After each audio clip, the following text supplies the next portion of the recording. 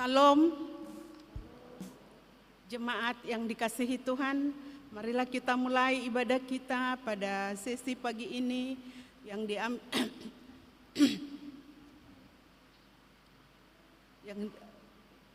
agar kita boleh semakin memuji, memuliakan nama Tuhan. Tapi untuk itu kita sejenak bersaat teduh, saat teduh dimulai.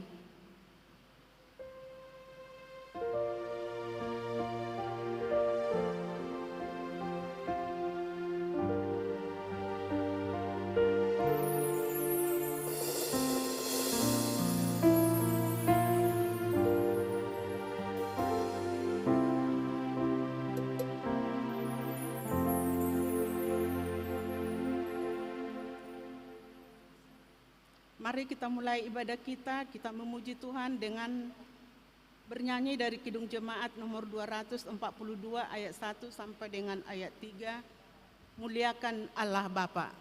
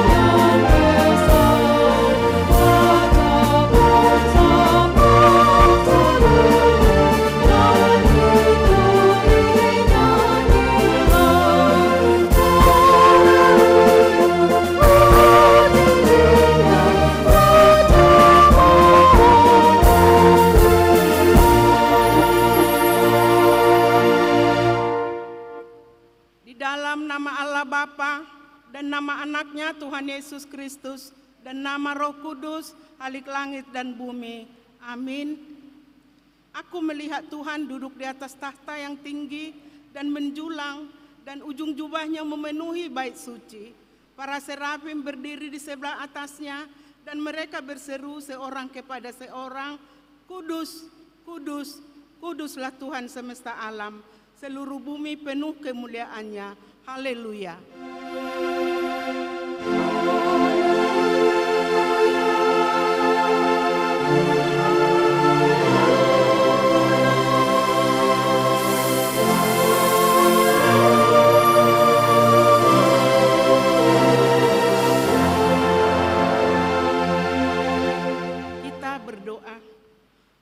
Bapa kami di dalam Yesus Kristus Tuhan kami, Engkau telah mencurahkan Roh Kudus, penghibur dan penolong kami, agar kami senantiasa dipelihara di dalam kebenaran firman-Mu.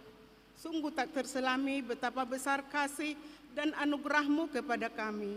Karena itu kami memohon kepadamu, ajarlah kami senantiasa dan tuntunlah kami di jalan-Mu yang terang, supaya kami tidak tergelincir ke dalam dosa yang memperhamba kami.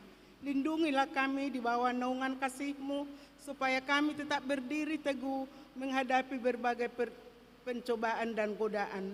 Kiranya kemuliaan-Mu memenuhi seluruh dunia ini, sekarang sampai selama-lamanya.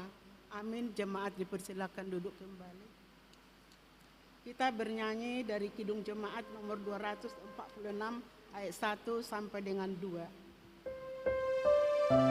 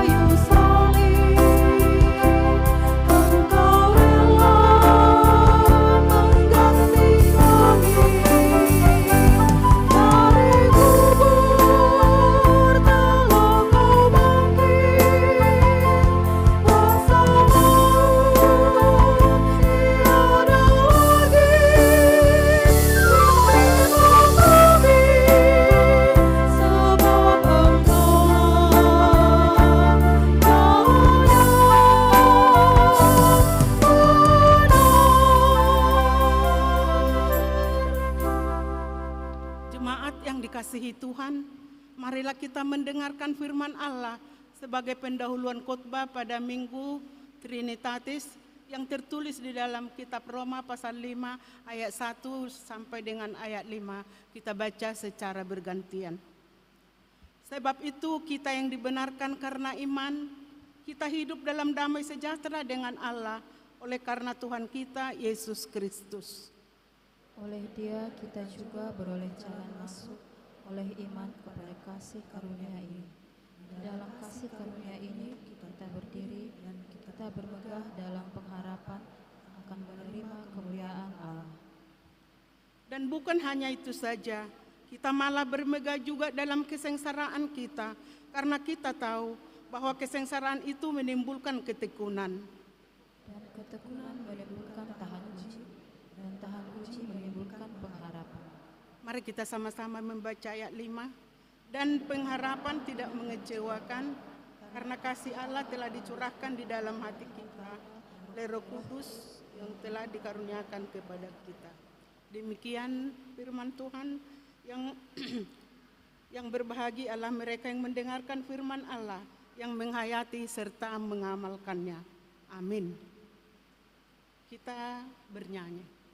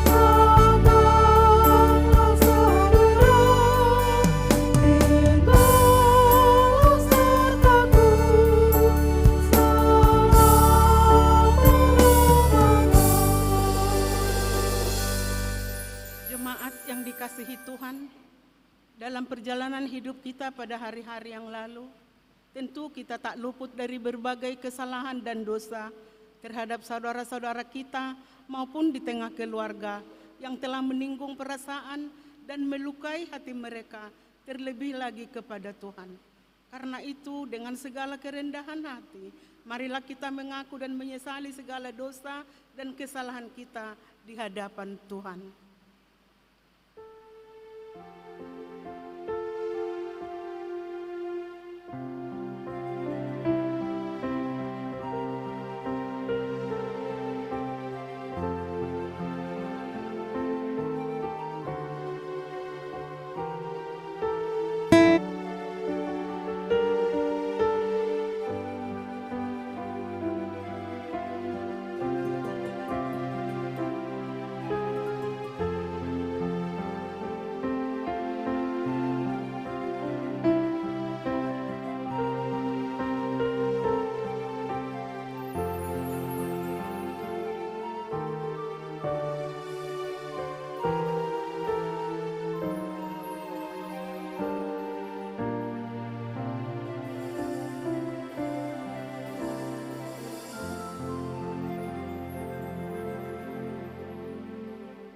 Bapa kami yang di surga yang maha kudus, kami tidak layak datang ke hadapan-Mu, karena kami senantiasa bergelimang dengan dosa, karena pikiran dan perbuatan kami senantiasa bertentangan dengan kehadiran-Mu. Tetapi oleh karena kasih anak-Mu Yesus Kristus Tuhan kami, maka kami datang kepadamu meminta keampunan dosa dan kejahatan kami. Tolong dan kasihanilah kami, ampunilah segala kejahatan kami, dan terimalah kami menjadi anak-anak-Mu. Ya Roh Kudus, terangilah jiwa dan pikiran kami, agar kami dapat memilih apa yang berkenan kepadamu, dan menjadi anak-anak-Mu yang setia, menyaksikan Yesus Kristus, Tuhan dan Juru Selamat dunia. Amin. Kita mendengarkan janji Tuhan tentang pengampunan dosa. Jika kita mengaku dosa kita, maka Ia adalah setia dan adil, sehingga Ia akan mengampuni segala dosa kita dan menyucikan kita dari segala kejahatan. Segala kemuliaan bagi Allah di tempat yang maha tinggi. Amin. Jemaat dipersilakan duduk kembali. Kita bernyanyi dari Kidung Jemaat nomor 256 ayat 1 dan ayat 3. Kita satu di dalam Tuhan.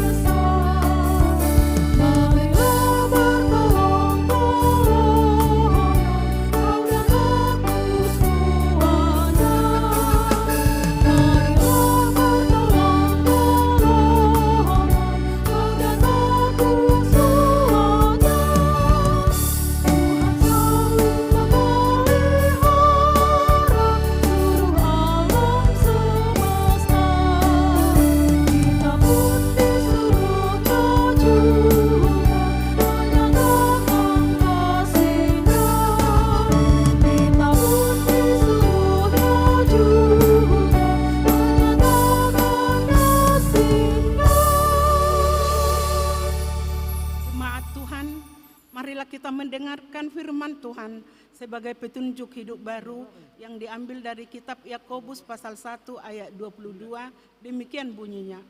Tetapi hendaklah kamu menjadi pelaku firman dan bukan hanya pendengar saja, sebab jika tidak demikian kamu menipu diri sendiri. Marilah kita sama-sama memohon kekuatan daripada Tuhan. Ya Allah Bapa kami, berilah kami kekuatan untuk melakukan yang sesuai dengan firman-Mu. Amin.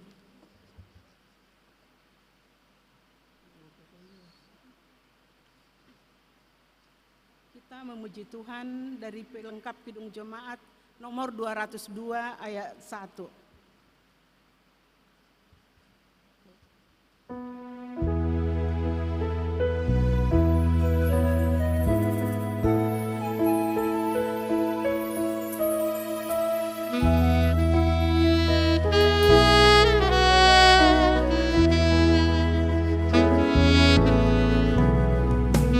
Sang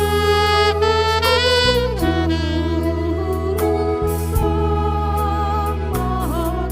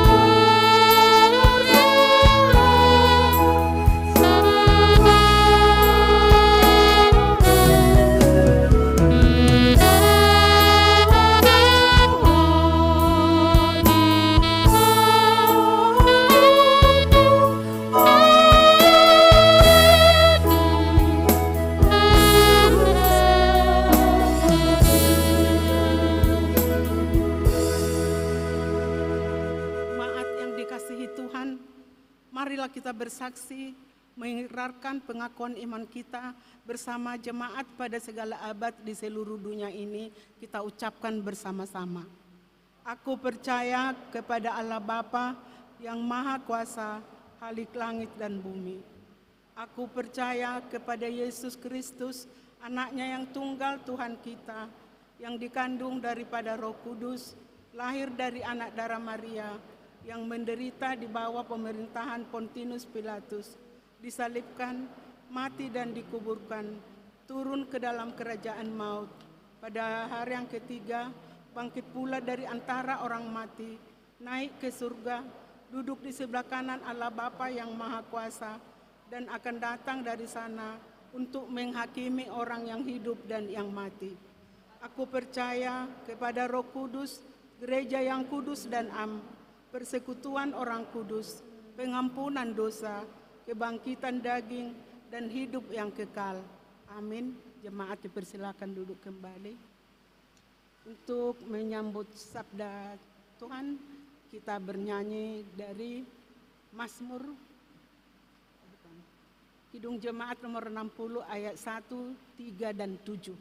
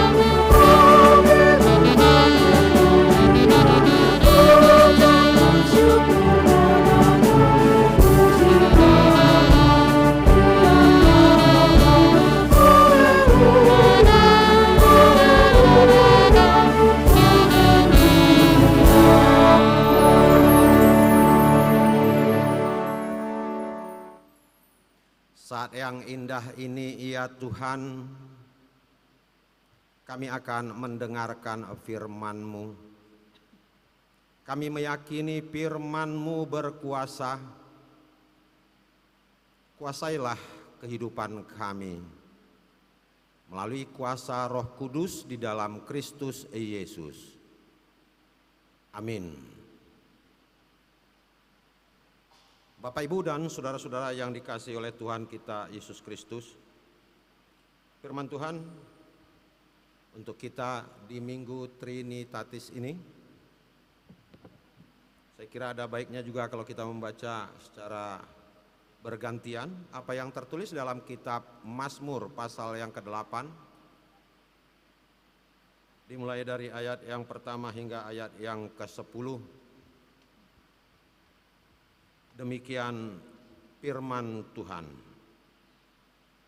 Untuk pemimpin biduan menurut lagu Gitit Mazmur Daud. Ya Tuhan Allah kami, betapa mulianya nama-Mu di seluruh bumi. Keagungan-Mu yang mengatasi langit dinyanyikan. Dan mulut bayi-bayi dan anak-anak yang menyusui telah Kau letakkan dasar kekuatan karena lawan-Mu untuk membungkam musuh dan pendendam. Jika aku melihat langit-Mu, buatan jari-Mu, bulan dan bintang-bintang yang Kau tempatkan. Apakah manusia sehingga Engkau mengingatnya? apakah anak manusia sehingga engkau mengindahkannya? Namun engkau telah membuatnya hampir sama seperti Allah dan telah memahkotainya dengan kemuliaan dan hormat. Engkau membuat dia berkuasa atas buatan tanganmu. Segala-galanya telah kau letakkan di bawah kakinya. Kambing domba dan lembu sapi sekalian, juga binatang-binatang di padang, Burung-burung di udara dan ikan-ikan di laut, dan apa yang melintas arus lautan bersama. Ya Tuhan, Tuhan kami, betapa mulianya nama-Mu di seluruh bumi. Shalom untuk kita semua.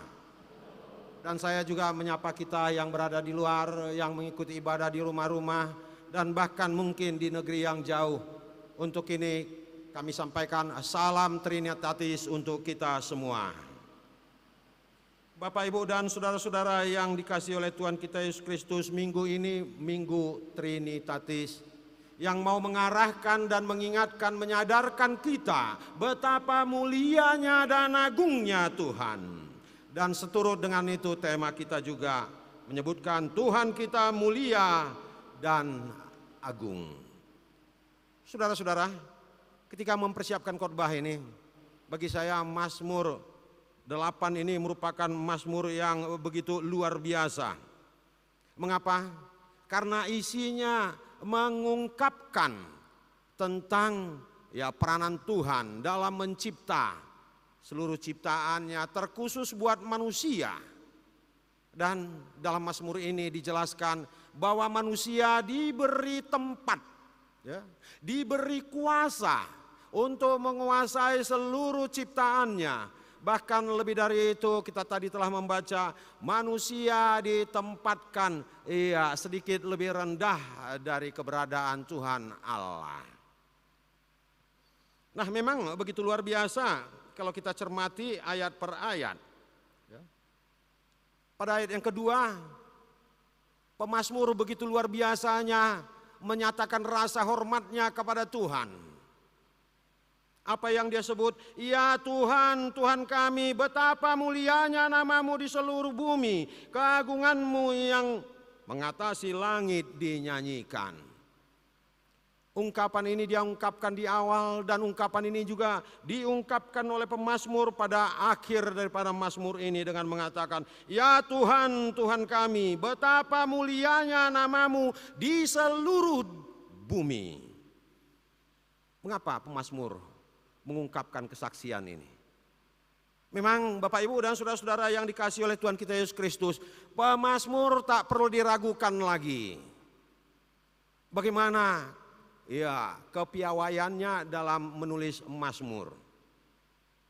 Dan ketika dia menulis goretan-goretan tentang mazmur ini semua lahir dari pengalaman kehidupannya, dari apa yang dia alami, dia lihat kenyataan yang benar-benar terjadi di dalam kehidupannya. Kita mengetahui siapa Daud. Bukan orang besar, baik dari segi fisik, orang kecil. Terbukti lewat cerita, Daud pernah melawan seorang yang boleh dikatakan manusia raksasa. Siapa? Goliat. Nah, secara status juga bukan orang besar. Pekerjaan semula awalnya hanya sebagai gembala. Tapi karena Tuhan memakai dia, Tuhan memberkati dia. Bagi Tuhan tiada yang mustahil, sampai kepada jenjang menjadi seorang raja, seorang penguasa. Nah, di sini kepiawaian daripada Daud. Nah, Bapak, Ibu, dan saudara-saudara, apa yang menjadi pengalaman yang dialami oleh Daud ketika itu? Nah, dalam bacaan kita tadi dikatakan, jika aku melihat langit-Mu, buatan jari-Mu. Apa yang dilihat oleh Daud dari langit sebagai ciptaan Tuhan? Nah, coba kita bayangkan kapan kira-kira Daud mengungkapkan ini. Setidaknya saya boleh mengajak kita untuk sedikit melamun atau berangan-angan tentang keberadaan Daud. Mungkin saja Daud ketika itu sedang keluar rumah, berada di alam, lalu menatap ke atas, lalu dia begitu terpesona dengan ciptaan Tuhan sehingga dia mengatakan, jika aku melihat langit-Mu, wahai Wahai Tuhan, begitu luar biasanya Engkau. Langit ini ya boleh dikatakan ya dalam pandangan tidak memiliki batas. Begitu luar biasanya langit yang dalam pandangan Daud ketika itu. Dan dia yakini bahwa itu adalah buatan jari Tuhan. Lalu dia menatap juga ada bulan dan bintang-bintang yang begitu luar biasa yang bertebaran di langit. Nah, kalau saya boleh bertanya kepada kita, adakah di antara kita yang boleh menghitung berapa jumlah langit? Berapa jumlah bintang? Kira-kira berapa? Puluhan ribu? Boleh. Jutaan? Puluhan juta? Miliar? Boleh. Saya yakin dan percaya tidak ada satu orang pun yang dapat menghitung berapa jumlah bintang. Dan bagaimana juga peranan bulan di malam hari yang bisa memberikan penerangan. Ini sesuatu yang mengagumkan bagi pemazmur, bagi Daud sendiri. Dan dia nyatakan, yang kau tempatkan, yang kau berikan kepada kami. Lalu setelah melihat semuanya ini begitu luar biasa, lalu dalam bacaan yang di akhir tadi juga dia mengatakan, engkau membuat dia berkuasa atas buatan tanganmu, membuat manusia berkuasa, dan kemudian memberikan kuasa kepada mereka. Ya. Dan bukan hanya itu, telah memahkotai dengan kemuliaan dan hormat. Apa yang mau dikatakan di sini? Dari seluruh ciptaan Tuhan, manusialah yang mendapat tempat yang paling istimewa. Nah, kita coba sedikit membayangkan bagaimana cara Tuhan mencipta. Tuhan mencipta jelasnya dari yang tidak ada menjadi ada. Nah, ketika Tuhan mencipta, apakah Tuhan sudah ada? Iya, pasti iman kita mengatakan Tuhan sudah ada. Apa yang pernah Dia ciptakan? Ya, alam semesta, bumi, langit, dan sebagainya. Lalu pada hari yang keberapa Tuhan menciptakan manusia? Tuhan menciptakan manusia pada hari yang ke-6. Di akhir daripada ciptaannya yang lainnya. Untuk apa itu? Supaya manusia memiliki fasilitas. Dan supaya manusia bisa melakukan sesuatu dari seluruh ciptaan Tuhan. Kalau begitu jenjangnya kira-kira bisa ya Allah lalu menciptakan alam semesta dan sebagainya, seluruh ciptaan, baru kemudian manusia. Nah, kalau dalam hal ini di mana kira-kira posisi manusia? Apakah manusia lebih hebat dari alam? Pasti kita katakan tidak. Tapi dalam realitas materi, apakah manusia lebih besar daripada alam semesta dan ciptaan-cipta lainnya? Tidak. Alam itu luas, bulan bintang begitu luar biasa jumlahnya, banyaknya. Tapi manusia hanya sekecil ya, sebesar ya boleh dikatakan ya sangat berbanding terbalik dengan ciptaan lainnya. Namun ketika Tuhan menciptakan di akhir ciptaannya, Dia menempatkan manusia ketika itu. Bapak, Ibu, dan saudara-saudara yang dikasihi oleh Tuhan kita Yesus Kristus. Disinilah pemazmur terkagum-kagum dengan keberadaan Allah. Lalu dia setelah menyaksikan ternyata aku ini apa? Aku tidak berbentuk apa-apa. Aku boleh dikatakan hanya sebentuk ya setitik debu.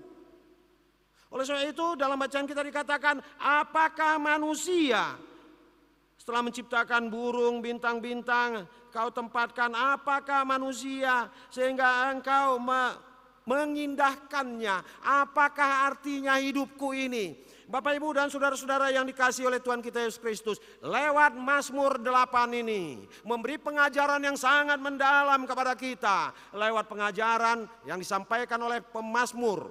Apa pengajaran yang sangat mendalam? Melahirkan penyadaran. Siapakah Anda sesungguhnya? Siapakah kita? Siapakah saya sesungguhnya, terutama di hadapan Tuhan? Tidak berarti apa-apa. Kalau kita menyadari bahwa kita tidak berarti apa-apa, lalu kenapa muncul kesombongan? Kenapa muncul keangkuhan? Kenapa muncul ya keegoan dan sebagainya? Sementara kita menyadari, iya, bahwa kita ini ciptaan Tuhan. Lagi penyadaran yang boleh kita lihat dari kerangka berpikir pemazmur, Bapak, Ibu, dan saudara-saudara. Setelah dia melihat semua ciptaannya yang begitu luar biasa, ternyata kuasa itu diberikan kepada manusia.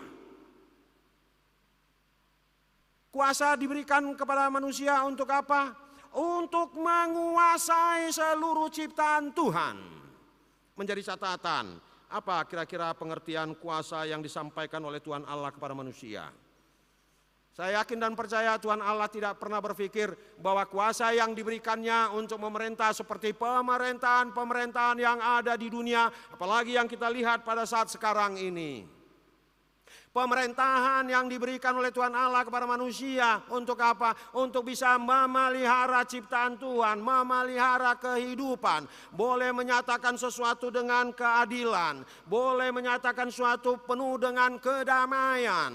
Nah, oleh sebab itu kekuasaan yang diberikan oleh Tuhan kepada manusia ini berbeda dengan kekuasaan-kekuasaan lainnya yang cenderung diperebutkan oleh manusia untuk dipegang dan kemudian untuk dijalankan. Hal lain yang boleh kita lihat, kira-kira apa sih makna kuasa yang disampaikan oleh Tuhan kepada manusia? Ya, melihat catatan-catatan ada yang memberi arti bahwa kuasa itu dikatakan ya bisa berarti kebijakan. Nah, dalam kebijakan itu begitu luar biasa dalam memerintah mengatasi segala sesuatu. Jadi kekuasaan bukan ya sifatnya diktatur. Tidak menggunakan kekerasan. Kekuasaan ini mengutamakan kebijaksanaan. Nah, kekuasaan juga di sini boleh berarti ya kelemah lembutan dalam mengatur kehidupan, memimpin orang-orang yang menjadi bawahannya. Ini artinya tetap mau menyadarkan kita sebagai manusia yang diberikan tempat yang istimewa oleh Tuhan. Bapak, Ibu, dan saudara-saudara yang dikasihi oleh Tuhan kita Yesus Kristus. Hal lain dalam bacaan kita dikatakan ayat yang ke-6, Engkau telah membuat manusia hampir sama seperti Allah dan telah memakotainya dengan kemuliaan dan hormat. Nah, dari seluruh ciptaan, apakah manusia kemudian membangkang kepada Tuhan? Saya pikir iya ya. Ketika kapan dia membangkang? Ketika Tuhan melarang untuk memakan buah yang dilarang oleh Tuhan untuk dimakan, pembangkangan muncul. Jangan-jangan kalau dimakan kita bisa jadi seperti Allah, godaan masuk kepadanya. Jangan-jangan kalau dimakan ini memiliki kekuatan yang berbeda dari kekuatan yang semula ada padanya. Nah, ketika itulah manusia jatuh ke dalam dosa. Tapi ketika manusia jatuh juga ke dalam dosa, Tuhan yang maha mulia, Tuhan yang maha agung ini tidak membiarkan ciptaannya. Tetap juga berusaha untuk menyelamatkannya. Tuhan tidak membiarkan manusia itu terlena, Tuhan tidak membiarkan manusia itu terkapar dalam keterpurukannya. Apa yang dilakukan oleh Tuhan? Bapak, Ibu, dan saudara-saudara yang dikasihi oleh Tuhan kita Yesus Kristus. Yohanes 3:16 mengatakan, karena begitu besar kasih Allah akan dunia ini, sehingga dia mengaruniakan anaknya yang tunggal. Supaya apa? Supaya setiap orang yang percaya kepadanya tidak binasa, melainkan beroleh hidup yang kekal. Nah, ini luar biasanya Tuhan dalam memperhatikan ciptaannya. Ya, membuatnya sama seperti Allah. Dan memang dalam konsep penciptaan dalam kitab Kejadian, Allah menciptakan manusia segambar, serupa dengan Tuhan. Nah, oleh sebab itu bagaimana kita memaknai kehidupan ini? Memaknai kehidupan, melihat kehidupan manusia. Bagaimana kita melihat akan keberadaan kita manusia.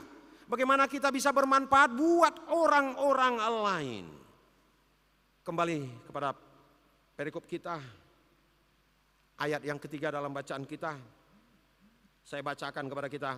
Dari mulut bayi-bayi dan anak-anak yang menyusui telah kau letakkan dasar kekuatan. Membaca ini ya sedikit mencengangkan. Bagaimana mungkin kita tahu bayi ini apa? Lambang daripada kelemahan, ketidakberdayaan. Kalau dikatakan bayi, tidak akan ada yang dapat dilakukan oleh bayi-bayi ini, apalagi anak-anak. Begitu juga dengan anak-anak. Tapi apa yang dikatakan dalam firman ini, dari mulut bayi-bayi. Nah, saya melihat juga tentang ciptaan Tuhan menyangkut keberadaan kita. Ya, mulut. Ini diletakkan di depan bagian atas, ya, di tengah. Berapa jumlah mulut?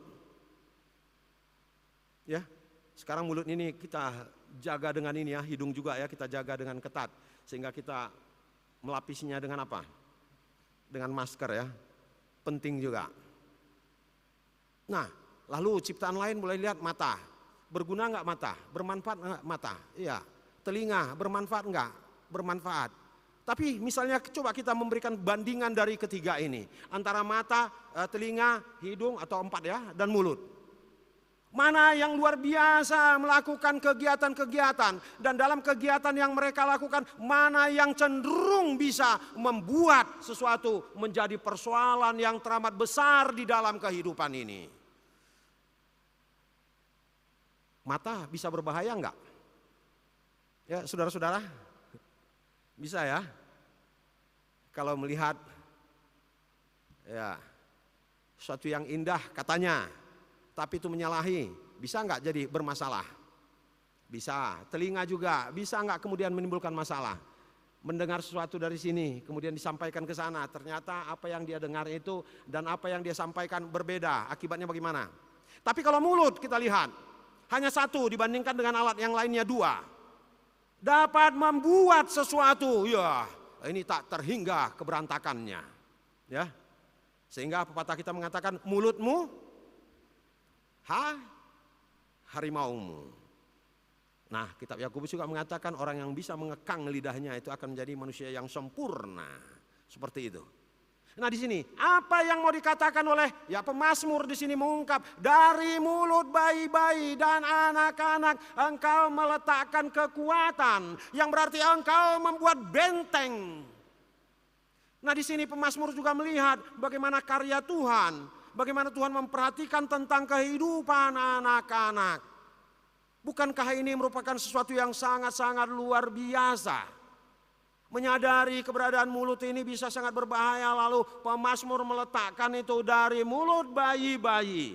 Dan ternyata konsepnya mengatakan dari mulut setiap manusia ini bisa menciptakan damai sejahtera. Dan ini juga bisa menimbulkan perang. Oleh sebab itu kita menjaga mulut kita, kita harus mengekang lidah kita. Kita harus menggunakannya dengan sebaik-baiknya. Dan sekaligus saya kira pemazmur juga mengajak kita, gunakanlah seluruh perangkat yang telah diberikan oleh Tuhan kepada kita agar apa yang diberikan oleh Tuhan boleh bermanfaat buat orang-orang lain. Kegunaan mulut untuk apa? Berbicara. Benar ya? Kegunaan mulut bagi muda-mudi bisa enggak untuk menyampaikan rayuan? Rayuan yang manis kepada lawan jenis supaya apa? Supaya kemudian cintanya diterima. Mulut juga bisa ya berakibat sebagaimana saya katakan kerusuhan, permasalahan dan sebagainya. Lalu kira-kira kegunaan mulut yang paling hakiki hubungannya dengan Tuhan apa? Mulut dapat kita gunakan untuk menyampaikan segala keluh kesah kita, permohonan kita, pengharapan kita kepada Tuhan dengan apa yang disebutkan doa. Oleh sebab itu ya memang begitu luar biasanya pemazmur dalam mengkaji, mengungkapkan pemazmur ini kepada kita manusia. Dia katakan dari mulut bayi-bayi dan anak-anak yang menyusui telah kau letakkan dasar kekuatan. Kekuatan ini benteng. Ada sesuatu yang diberikan oleh Tuhan kepada manusia yang lemah ini. Dan memang bicara tentang anak-anak, Yesus juga menempatkan hal itu ya. Pernah suatu ketika anak-anak mungkin berbondong-bondong datang ingin menjumpai Yesus. Lalu melihat itu mungkin ini persis seperti orang Batak yang mengkategorikan anak-anak itu belum masuk dalam parjabaran. belum masuk dalam ya kriteria, sehingga mereka berusaha untuk mengusir mereka. Ya sudah, pergi, jangan ikuti kerumunan, Yesus sedang berada di sini. Tapi melihat fakta yang seperti ini, ceritanya bisa kita bayangkan, Yesus kemudian melarang mereka, jangan ya menghalang-halangi mereka, biarlah anak-anak itu datang kepadaku. Nah, artinya apa? Yesus tetap menyatakan solidaritasnya kepada mereka yang lemah, kepada mereka yang tidak berdaya. Sama seperti pemazmur mengungkapkan pada ayat yang ketiga ini. Dari mulut bayi-bayi dan dari mulut anak-anak aku meletakkan semacam kekuatan kepadamu. Ini juga mau mengatakan kepada kita, mengajak kepada kita, terkhusus sebagai manusia, sebagai mahasiswa. Adakah kelemahan kita? Adakah di antara kita yang memiliki kelemahan? Atau pemikiran yang sekarang ini begitu menyesakkan? Mungkin sekali ya. Menyangkut apa? Menyangkut uang kuliah, ya boleh. Menyangkut apa? Penulisan skripsi, boleh juga ya. Menyangkut apa? Menyangkut tugas-tugas dan sebagainya. Dalam kesulitan, dalam kelemahan yang kita sadari di dalam diri kita, berserulah kepada Tuhan, nyatakanlah semua itu kepada Tuhan, dan aminkanlah bahwa Tuhan kita itu mulia dan agung, sama seperti pemazmur yang mengungkapkan ungkapannya kepada Tuhan. Jika aku melihat langit-Mu ya Tuhan, jika aku melihat kesempatan yang Tuhan berikan kepadaku, terima kasih Tuhan. Jika aku sekarang boleh menikmati menjalani situasi studi, perkuliahan dan sebagainya. Jika aku sekarang ini sedang menjalani pekerjaan-pekerjaan yang kugeluti. Terima kasih Tuhan yang Maha Mulia dan Maha Agung. Kalaupun saat sekarang ini aku berada dalam kondisi yang kurang fit, sampaikan juga cetusan-Mu kepada Tuhan. Bahwa Tuhan itu Maha Mulia dan Agung. Yang berarti syukuri seluruh keadaan yang kita alami di dalam kehidupan ini. Itu yang luar biasa. Dan kita juga boleh mengatakan, Tuhan terima kasih, situasi pandemi sudah berlalu. Tapi kita tetap was-was dan mawas diri bahwa di negara lain itu sepertinya mulai berkembang. Terima kasih Tuhan karena sehingga saat ini kami masih boleh bersekutu bersama-sama. Saya masih boleh menapaki kehidupan ini. Saya masih boleh menjalani kehidupan ini sama seperti pemazmur yang mengatakan, jika aku melihat langit-Mu buatan jari-jari-Mu ya Tuhan. Syukur dan terima kasih Tuhan karena orang tuaku di kampung masih boleh juga bekerja seperti sedia kala untuk menyiapkan pendanaan biaya-biaya untuk melanjutkan perkuliahanku. Banyak hal yang bisa kita lihat. Lalu di sini saya katakan penyadaran ditanamkan kepada setiap orang yang membaca Mazmur 8 ini. Sehingga mau juga mengatakan sebagaimana pemazmur mengatakan Tuhan itu Maha Mulia. Tuhan itu begitu agung, Tuhan itu begitu besar dan Dia rasakan di dalam kehidupannya. Menjadi pertanyaan bagi kita, Bapak Ibu dan saudara-saudara yang dikasihi oleh Tuhan kita Yesus Kristus. Adakah penyertaan Tuhan dalam kehidupan kita yang kita rasakan hingga saat ini? Adakah jamahan Tuhan dalam kehidupan kita yang boleh kita rasakan hingga saat sekarang ini? Adakah suatu yang sangat-sangat berarti yang boleh kita kecap, kita terima dari Tuhan? Jika kita mengatakan, ya ada banyak yang saya rasakan, serukan, muliakan, agungkan nama Tuhan. Lalu apa yang dapat kita lakukan agar kehidupan ini boleh bermanfaat buat orang-orang lain? Ketika saya menjadi pendeta di Pematang Siantar, GKP Mertoba, saya bertanya kepada jemaat yang ada di sana. Seandainya gedung gereja ini ditutup, adakah anggota jemaat yang keberatan kira-kira? Mereka mengatakan, iya pasti kami akan memberontak, tidak menyetujui. Sebab itu adalah gedung tempat kami beribadah dan berbakti. Lalu kembali saya bertanya, jika gedung gereja ini tutup, ada enggak kira-kira masyarakat di sekitar ini yang keberatan atau mereka justru tepuk tangan, mereka diam. Apa artinya? Bapak Ibu dan saudara-saudara yang dikasihi oleh Tuhan kita Yesus Kristus, gereja hadir di tengah-tengah dunia diharapkan boleh berarti bermanfaat buat orang-orang lain. GKP Pamen yang sudah sangat tersohor kemana-mana, kiranya tetap juga boleh meluaskan pelayanannya bermanfaat buat mahasiswa-mahasiswa, buat seluruh orang yang mengikuti ibadah dimanapun mereka berada. Saya mendengar dari penatua bahkan sampai jemaat yang ada di Colorado juga mengikuti ibadah di tempat ini. Jika teman saya, saudara saya Aram Batubara saat ini mengikuti ibadah di Colorado, salam Trinitatis untuk Anda. Dan ini yang mau saya katakan juga kepada kita. Kehadiran kita bermanfaat nggak buat orang lain? Jika kita merasa bahwa kehadiran kita tidak bermanfaat, bahkan sering menyakitkan hati orang lain. Dalam lagu apa dikatakan? Bertobatlah dan balik pada Bapa. Bertobatlah dan balik pada Bapa. Itu mungkin lagunya. Nah ini dia. Dan setelah kita menyadari, wah betapa agungnya, betapa mulianya. Terima kasih Tuhan, sebentar saya akan mengikuti wisuda. Terima kasih Tuhan, sebentar lagi saya akan diterima di sebuah perusahaan. Terima kasih Tuhan, sebentar lagi saya akan melakukan ikat janji. Saya akan menerima pemberkatan. Terima kasih Tuhan untuk seluruh kehidupan yang Tuhan berikan. Sehingga benarlah apa yang dikatakan dalam tema khotbah kita, Tuhan kita mulia dan agung. Amin. Kita bersatu dalam doa. Bapa surgawi, Bapa yang maha baik, kami bersyukur dan berterima kasih kepadamu Tuhan untuk penyertaan Tuhan dalam kehidupan kami, untuk segala sesuatu yang Tuhan berikan kepada kami. Sekalipun di sana sini kami memiliki kekurangan-kekurangan, sadarkan kami agar kami boleh melakukan yang terbaik, memperbaikinya, dan terutama boleh menyatakan rasa syukur kami yang sangat mendalam kepadamu Tuhan, mengakui Tuhan sebagai yang mulia dan agung. Secara khusus untuk keberadaan kami sebagai mahasiswa, Tuhan Engkau memberikan kebijakan kepada kami, Engkau memberikan kepintaran. Berkati juga orang tua kami yang mempersiapkan biaya untuk kelanjutan perkuliahan kami. Berikan kesehatan kepada mereka, berikan juga kesehatan kepada kami. Untuk seluruh pelayan gereja Tuhan di GKP Pamen ini, pendeta, penatua, pemusik,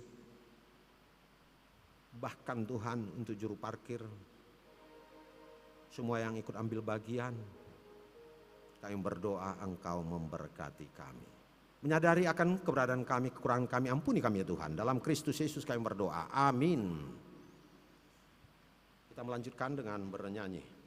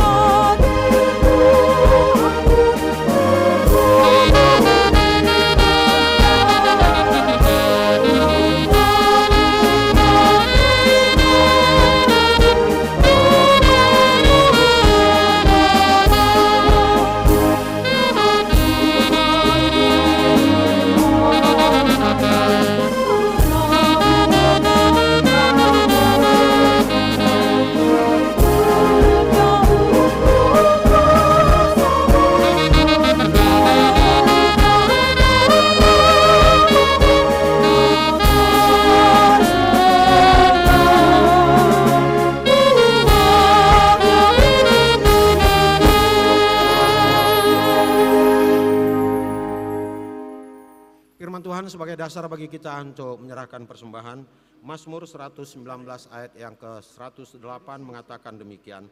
Kiranya persembahan sukarela yang berupa puji-pujian berkenan kepadamu ya Tuhan, dan ajarkanlah hukum-hukum-Mu kepadaku. Amin. Mari kita serahkan persembahan.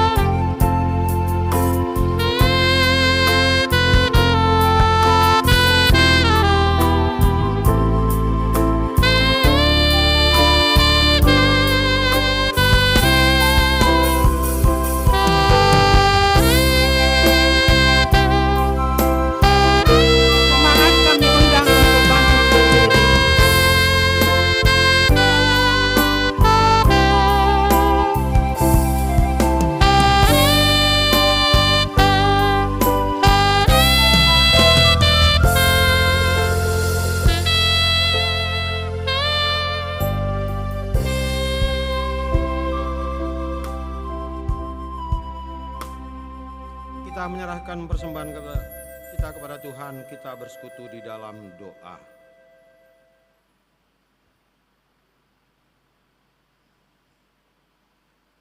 Ya Allah Bapa kami yang ada di surga, kami mengaku dengan setulus hati Engkaulah sumber segala berkat dan karunia dalam hidup kami. Di sini kami mempersembahkan persembahan syukur kami kepadamu. Terimalah persembahan umat-Mu dan berkatilah menjadi alat kesaksian persekutuan dan pelayanan jemaat-Mu ini. Jadikanlah hidup kami persembahan yang berkenan kepadamu, dan pakailah hidup kami untuk turut menghadirkan tanda-tanda kerajaan-Mu. kasih, keadilan, damai sejahtera, dan sukacita. Bukalah hati kami oleh Roh-Mu yang kudus, agar kami senantiasa mengucapkan syukur kepadamu. Di dalam nama Yesus Kristus Tuhan kami, amin.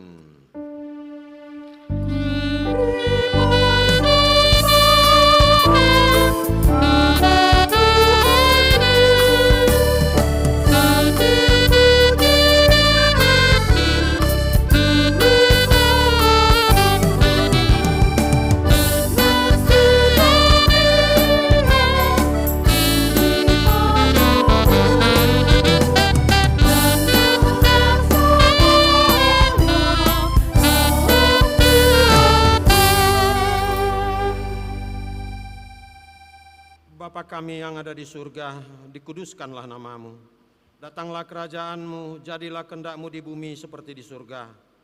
Berikanlah kami pada hari ini makanan kami yang secukupnya, dan ampunilah kami akan kesalahan kami, seperti kami juga mengampuni orang yang bersalah kepada kami. Dan janganlah membawa kami ke dalam pencobaan, tetapi lepaskanlah kami daripada yang jahat.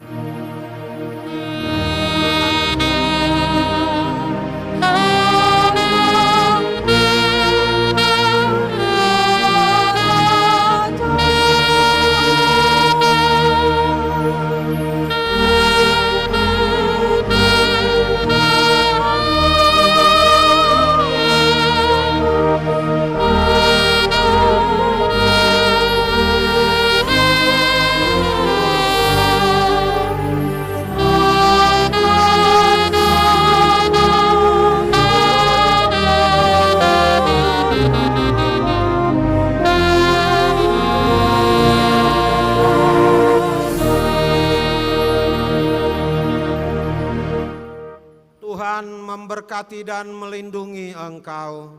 Tuhan menyinari engkau dengan wajah-Nya dan memberi engkau kasih karunia. Tuhan menghadapkan wajah-Nya kepadamu dan memberi engkau damai sejahtera. Amin.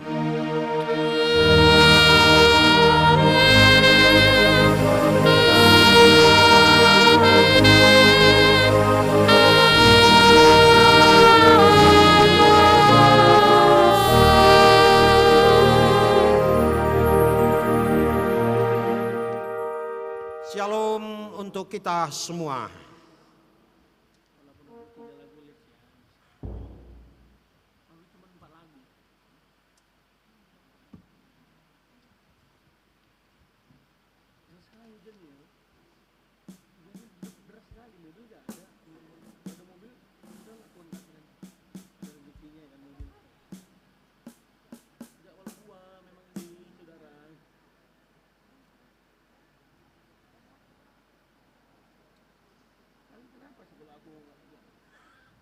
Halo Kak, soalnya gue, luar biasa sore